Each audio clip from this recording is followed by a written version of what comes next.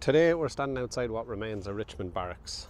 Originally built in 1814 to house British soldiers, it was also used in 1916 to hold Irish rebel leaders, including the signatories of the proclamation, except for James Connolly, who was brought to Dublin Castle due to his injuries. It held over 3,000 of the rebels who surrendered after the 1916 Easter Rising.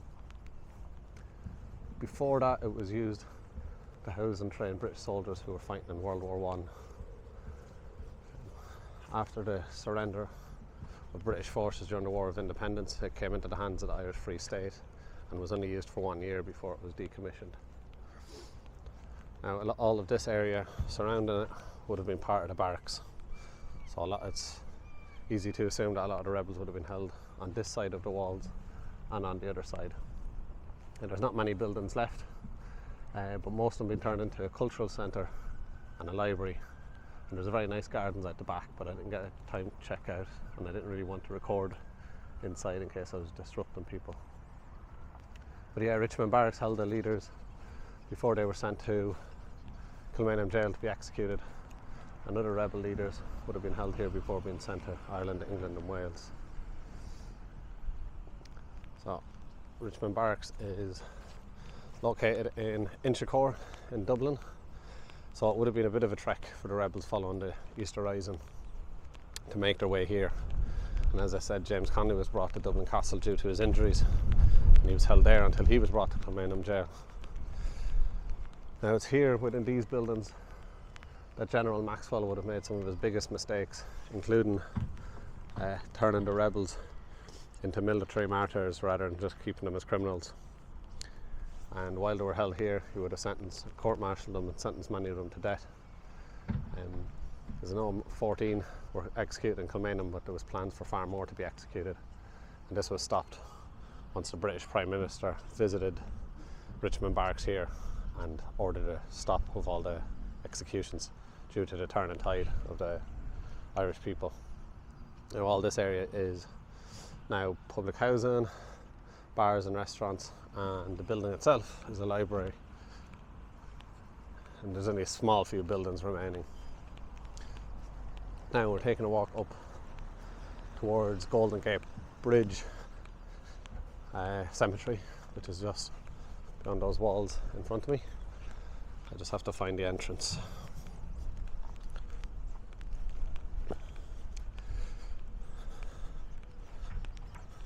Goldenbridge Cemetery, I was reading, it's the first Catholic cemetery open to the public after the penal laws were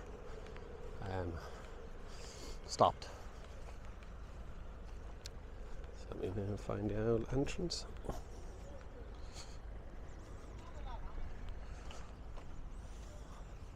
Oh, this way.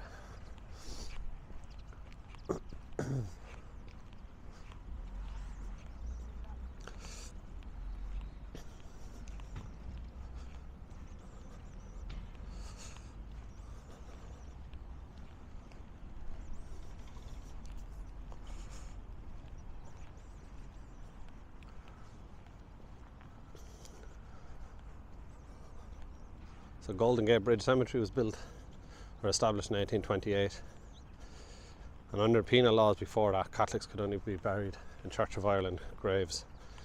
But after Catholic emancipation in the 1820s, 3 acres of Goldenbridge Cemetery were purchased by the Catholic Association, and it became the first Catholic cemetery in Ireland since the Reformation. The first burial took place on the 15th of October 1828, and a mortuary chapel, which we'll see soon, built in the form of a Roman temple, was built in 1829.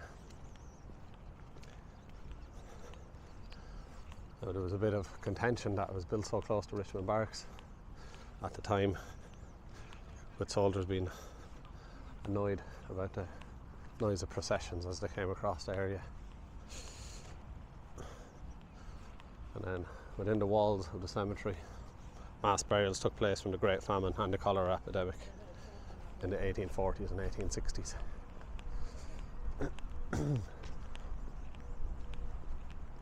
It's a bit windy today, so I'm hoping my commentary can be heard.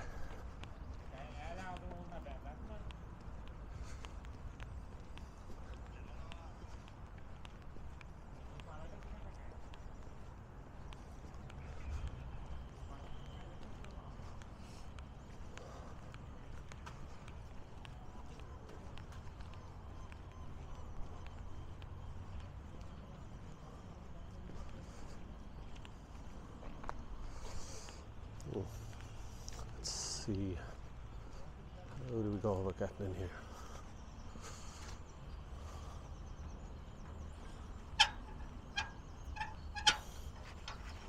There we go.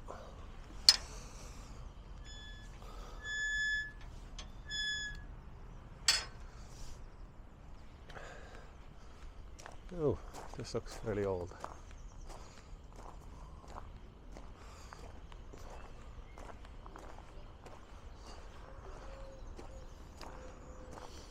Yeah, so Goldenbridge Cemetery opened in 1829 and the first Catholic cemetery after the Reformation.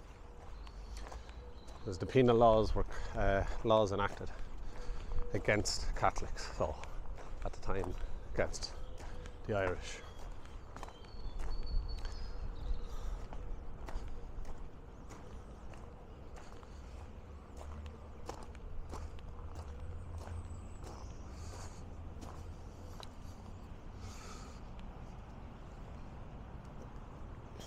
So that's the Roman style temple.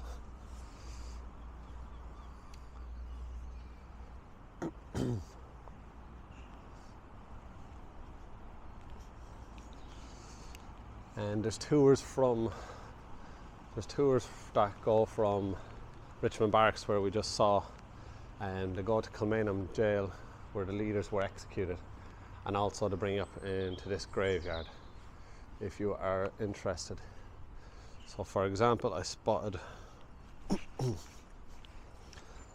one grave already. So W.T. Cosgrave was the first president of the Irish Free State.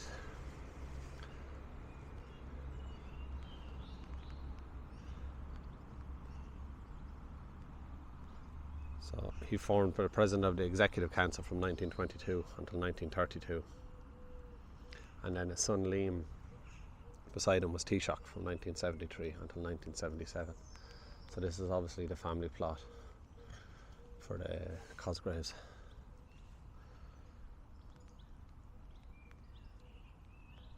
Now there's a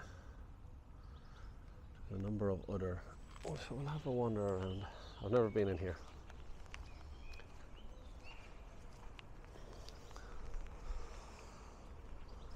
And see, these are probably prominent people because of the size of the graves. Like the headstones are massive.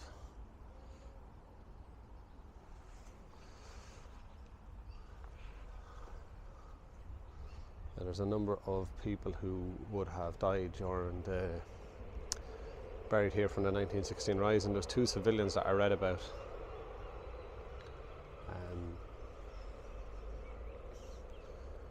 Eugene Lynch, who was 8 years old, killed by gunfire during the Rising, is buried here, and also William Francis Burke, a member of E Company in the 4th Battalion Dublin Brigade.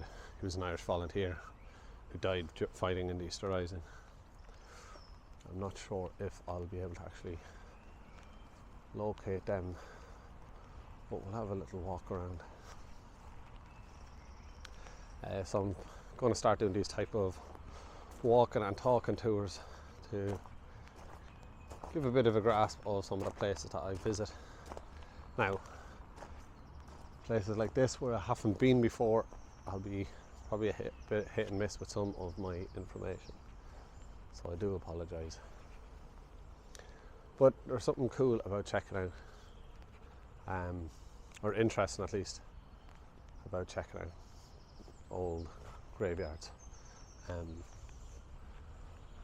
Like there's Dean's Grange in South Dublin and Glasnevin Cemetery in Dublin are probably the two most famous ones. Glasnevin Cemetery I'll do a walk around in the near future, because that holds most or quite a lot of the Republican dead from the War of Independence, and many famous individuals who fought and died for Irish independence.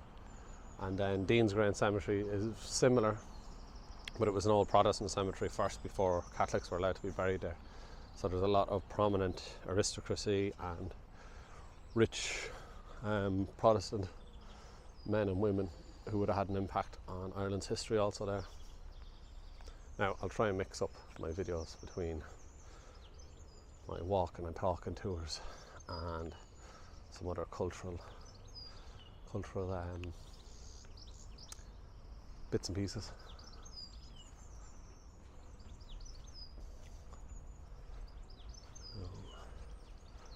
Not sure exactly where to look. If you ever go to Dean's Grange Cemetery, there's a reception area and you can ask for a map, because there's quite a few famous people buried there if you wanted to go and see, and they're huge. Most of them are big mausoleums.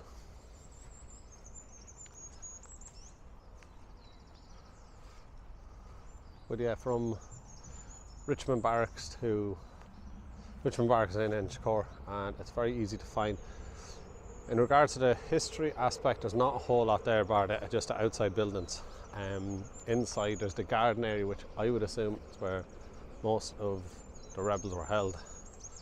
So just after the end of the rising, it was designated a holding area for all the rebels and the leaders. So up to 3,000 were brought there and then later sent across. So a lot of the rebels would have been sent, and innocent people, which is one of the reasons that there was such a growth during the War of Independence. A lot of innocent people were sent there as well, and then they would have been sent off to Wales and England and a few other places, and there they were able to grow as the Republican influence spread amongst people who actually didn't have any part in the rising in the first place. And then from Richmond Barracks to Kilmainham Jail, it's probably a 20 or 30 minute walk, and it was for that reason that the rebel leaders were brought there and held for a period of time. I couldn't find the exact period that they were held in Richmond Barracks, but they were brought there, and there was definitely the 1916 row where most of the leaders were held before being brought to Stonebreaker's Yard and executed.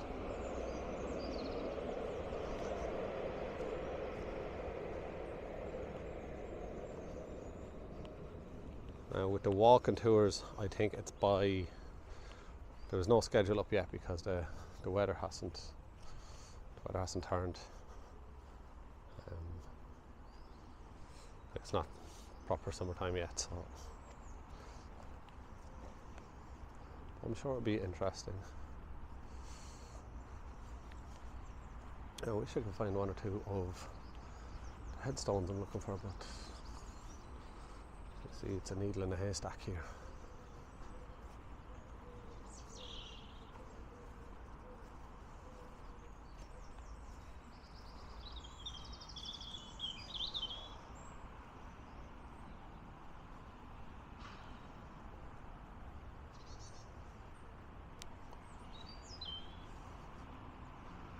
I'm not sure if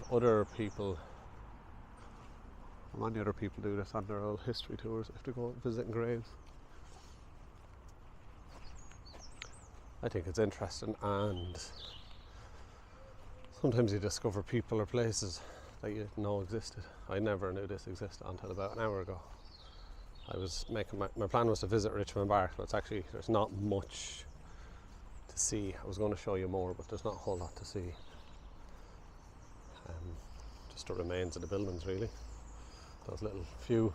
There's a scale model inside of what Richmond Barracks looked like during 1916, and it was huge because the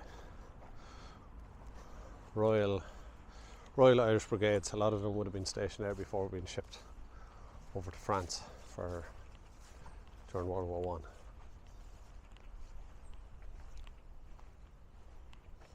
And then that's another thing not too well known. A lot of the British soldiers fighting the Irish rebels were actually Irish men themselves. So it would have been, and it was very similar during the War of Independence.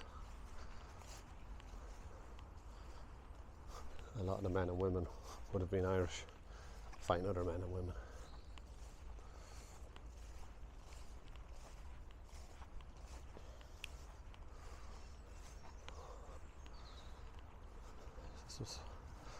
Obviously someone important back in the day.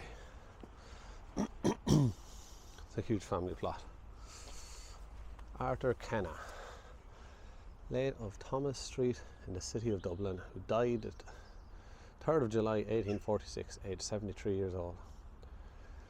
His sorrowing family have raised a small tribute to record his many virtues as a kind husband and tender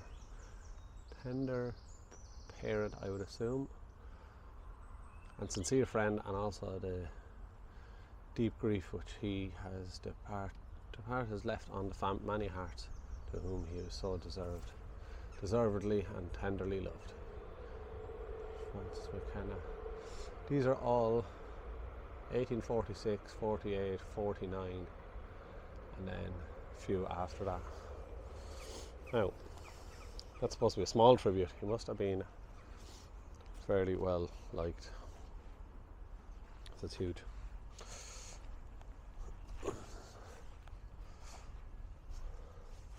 So here was also, as I read, was a mass grave from the famine and the cholera epidemics which hit Ireland. But there are, as far as I can see, there was no markings for the famine victims.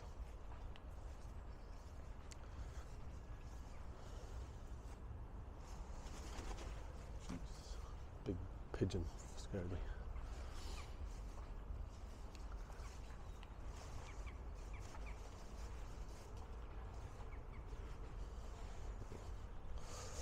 Some of these are in ruins. So, yeah, the last burial, there was like almost a 50-year gap between the burials here. Yeah, the W.T. Cosgrave was buried in 1965, and he was the last grave.